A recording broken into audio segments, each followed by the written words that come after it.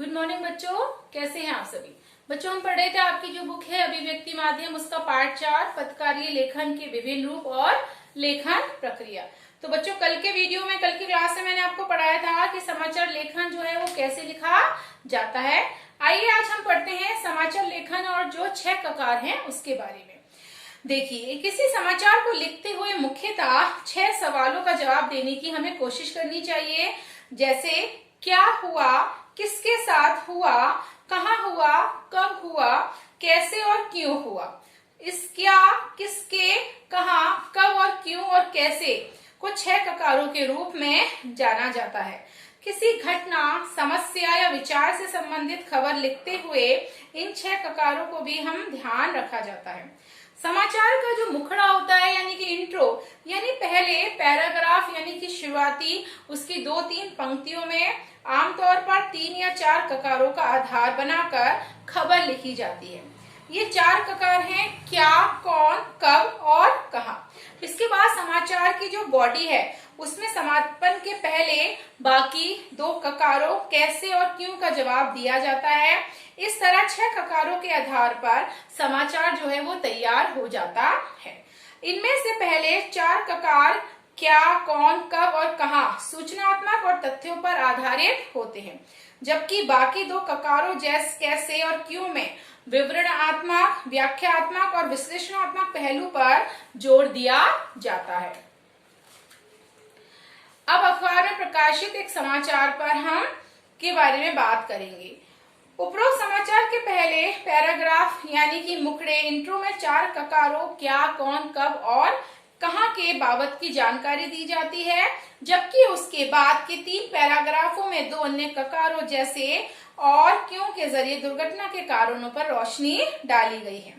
अधिकांश समाचार इसी शैली में लिखे जाते हैं, लेकिन कभी कभी अपने महत्व के कारण कैसे या क्यों भी समाचार के मुखड़े में आ सकती है। एक और तो बात याद रखने की है कि समाचार में सूचना के स्रोत यानी कि जिससे जानकारी मिली है उसी भी अवश्य उद्धृत करना चाहिए। जैसे उपरोक्त समाचार में प्रत्यक्षदर्शियों और आपात मामलों के मंत्री को उद्धृत किया जाता है। आइए हम जानते हैं फीचर क्या है। अखबारों में समाचारों के अलावा भी अन्य कई तरह का पत्रकारीय लेखन छपता है। इनमें फीचर प्रमुख है। समाचार और फीचर के बीच स्पष्ट अंतर होता है। फीचर एक सुव्यवस्थित, सृजनात्मक और आत्मनिष्ठ लेखन है जिसका उद्देश्य पाठकों को सूचना देने, शिक्षित करने के साथ मुख्य रूप से उसका मनोरंजन करना होता है। फीचर समाचार की तरह पाठकों को तात्कालिक घटनाक्रम से अवगत नहीं कराता। फीचर लेखन शैली में समाचार लेखन की शैली भी अलग होती है। समाचार लेखन में वस्तुनिष्ठता और तथ्यों की शुद्धता पर भी बहुत जोर दिया जाता है। यानी समाचार लिखते हुए रिपोर्टर उसमें अपने विचार नहीं डाल सकती, जबकि फीचर में लेखक के पास अपनी राय या फिर दृष्टिकोण और भावनाएं जाहिर करने का अवसर होता है। दूसरे, फीचर लेखन में उल्टा प्रामी शैली का जो प्रयोग है वो नहीं होता, यानी फीचर लेखन का कोई एक तय ढांचा या फार्मूला नहीं होता। फीचर लेखन की शैली काफी हद तक कथात्मक शैली की तरह है। तीसरे, फीचर लेखन की भाषा समाचारों के विपरीत सरल, रूपात्मक, आकर्षक और मन को छूने वाली होती है। फीचर की भाषा में समाचारों को सपाट बयानी नहीं चलती, लेकिन इसका अर्थ ये नहीं है कि फीचर की जो भाषा है और शैली है उसको हम अलंकारिक का दुरु बना दिया जाए। चौथी, फीचर में समाचारों की तरह शब्दों की कोई भी अधिकतम सीमा नहीं होती। फीचर जो है वो आमतौर पर समाचार रिपोर्ट से बड़े होते हैं। अखबारों और पत्रिकाओं में 250 शब्दों से लेके 2000 शब्दों तक फीचर छपते हैं। एक अच्छे और रोचक फीचर के साथ फोटो, रेखांकन, ग्राफिक्स आदि का होना बहुत ही जरूरी है। फीचर का विषय कुछ भी हो सकता है, हल्के फुल्के विषयों से लेकर गंभीर विषयों और मुद्दों पर भी फीचर लिखा जाता है। जैसे आप अपने स्कूल पर एक परिचयात्मक फीचर लिखने से लेकर उसके सालाना समारोह पर अपनी शैक्षणिक यात्रा पर केंद्रित फीचर भी लिख सकते हैं। दरअसल फीचर एक तरह का ट्रीटमेंट है जो आमतौर पर विषय और मुद्दे की जरूरत के मुताबिक उसे प्रस्तुत करते हुए दिया जाता है। यही कारण है कि समाचार और फीचर अलग होने के बावजूद भी कुछ समाचार और फीचर शैली में भी लिखा जाता है। लेकिन हर समाचार को फीचर शैली में हम नहीं लिख सकते। फीचर शैली का इस्तेमाल हल्के फुल्के, नर्म और मानवीय रुचि के समाचारों को लिखते हुए ही किया जाता है। अब देखिए फीचर कैसे लिखें। फीचर लिखते हुए हमें कुछ बातों का ध्यान रखना बहुत जरूरी है। पहली बात यह है कि फीचर को सजीव बनाने के लिए उसमें उस विषय से जो जुड़े लोग हैं यानी पात्रों की मौजूदगी बहुत जरूरी होती है। दूसरे, कहानी को उनके जरिए कहने की कोशिश कीजिए, यानी पात्रों के माध्यम से उस विषय के विभिन्न पहलुओं को सामने ले आइए।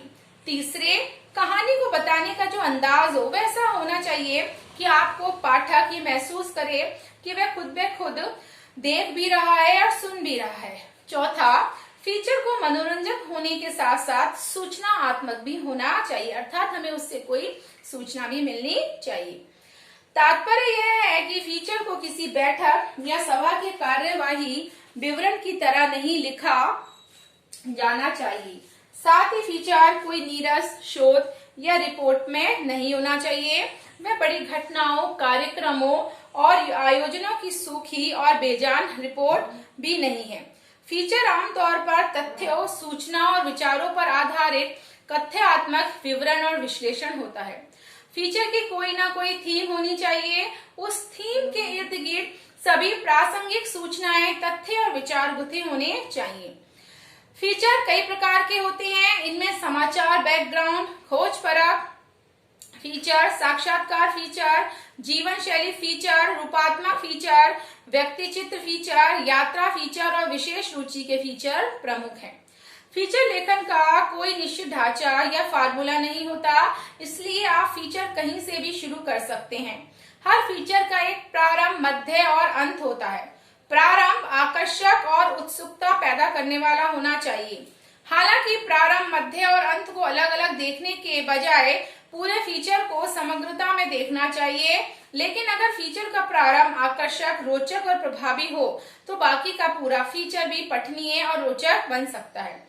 जैसे अगर आप किसी जाने माने व्यक्ति पर एक व्यक्ति चित्र फीचर तैयार कर रही हैं, तो उसकी शुरुआत किसी ऐसी घटना के उल्लेख से कर सकते हैं जिसने उनके जीवन की दिशा बदल दी, या उसकी शुरुआत उनकी किसी ताजा उपलब्धि के ब्यौरे से हो सकती है। और फिर फीचर को उनके पिछले जीवन के संघर्षों की ओर मोड़ा भी जा सकता है। इसके बाद फीचर में अनेक उनके और उनके कुछ करीबी लोगों की उपलब्धियों से भी वाकिफ विशेषज्ञों के दिलचस्प, खास, आकर्षक वक्तव्य उद्धृत करते हुए उनके व्यक्तिगत विभिन्न पहलुओं को उजागर किया जा सकता है।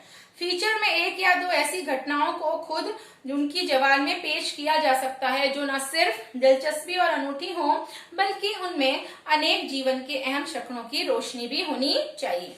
फीचर के आखिरी हिस्से में उनकी भविष्य की योजनाओं पर भी फोकस करना चाहिए और उनसे निपटने के लिए उनकी क्या तैयारी है, यहाँ आप स्वयं उनसे उद्धृत कर सकते हैं। यहाँ इस तरह फीचर को प्रारंभ, मध्य और अंत तक का ये संभावित ढांचा हो सकता है। लेकिन असली चुनौती यह होती है कि प्रारंभ, मध्य और अंत को सहज और बहुत ही स्वाभाविक तरीके से एक साथ कैसे बांधा जाए।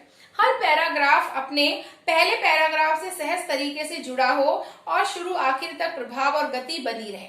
ये सुनिश्चित करने के लिए पैराग्राफ छोटे रखिए और एक पैराग्राफ में एक पहलू पर ही फोकस कीजिए। बच्चों, आज आपकी क्लास यहीं तक होगी। कल इस क्लास को मैं कंटिन्यू करूंगी। Thank you.